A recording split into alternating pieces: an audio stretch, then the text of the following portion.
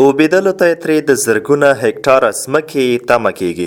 د قوشتېپې لوی او اوبیز کانال د دویم فاز کیندنې چارې پر بلخ سربیره د جوزجان په بالامردیان، اقچې، خانقاه او خواجه دوکو ولسوالۍ کې هم پیل شوي دي.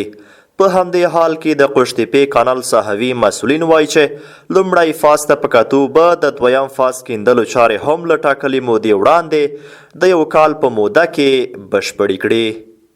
فاز دوم کانال قوشتېپه از ولسوالی دولت آباد ولایت بلخ آغاز میشه و از ولسوالی های مردیان، آقچه، خانقاه و همچنان در مرکز ولایت شبرغان که مربوطات مصرآباد میشه و ولسوالی خواجه دوکو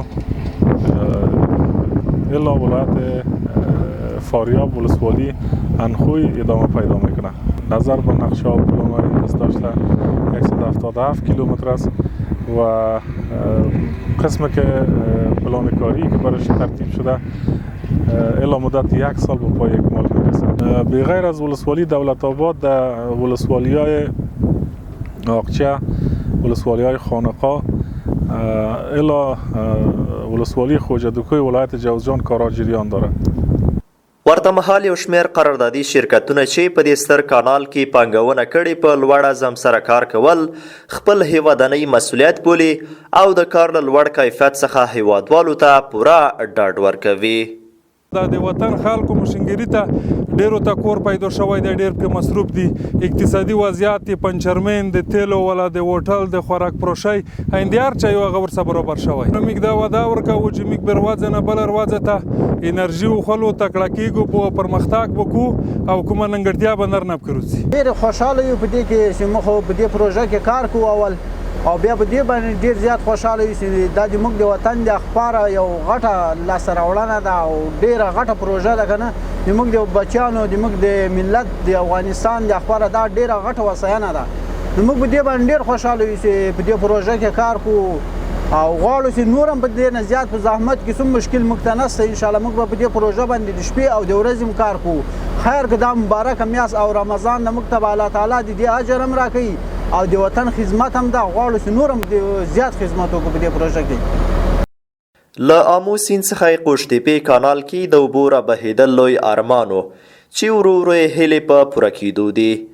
دغه کانال ته څیرمه پراته هیوادوال چې له کلونو را په دې خوا شاړو دښتو کې د یو څاڅکي اوبو څرک نه لیدل کېده، خو اوس تمه لري چې ځمکې به یې شنه راوټوکوي او د دوی ژوند به هم وربدل کړي. تو خوش نمیشه، اشکم ما تیر میشه، یک چیز روز ما خوب تیر میشه. حالا برادر جان امروز پیدا کنم صبح نیست، صبح پیدا کنید دیگر روز نیست. کانال که تیر شو و مول شو کشت کارم شو هم ملت ما خوش، هم برادر غریب خوش، بای خوش. زیاد کانال جور شده میایه باقی بسیار ما مردم خوش هستیم فهمیدی. بعضی گندم کشت میکنیم دیگه رومی و خربزه کل چیز را کشت میکنیم ما مردم. بسیار ما خوش میشم او میایه او جوی خوب است او چاواری نیست ما مردم چا کنده چی میکنیم او جوی باشه. ما بسیار خوش میشم. د ملي پراختیا شرکت مسؤلین وایي چې دا مهال د قوشتېپې کانال پر دویم فاز سربیره د کانال پر سربند د دولت آباد او شورتېپې ولسوالیو ترمنځ د یو نښلونکي پل پر جوړېدو او بېلابېلو نورو برخو کې هم کار په چټکۍ سره روان دی او ډاډ ورکوي چې دغه لوی او ملي پروژه به سرته رسوي.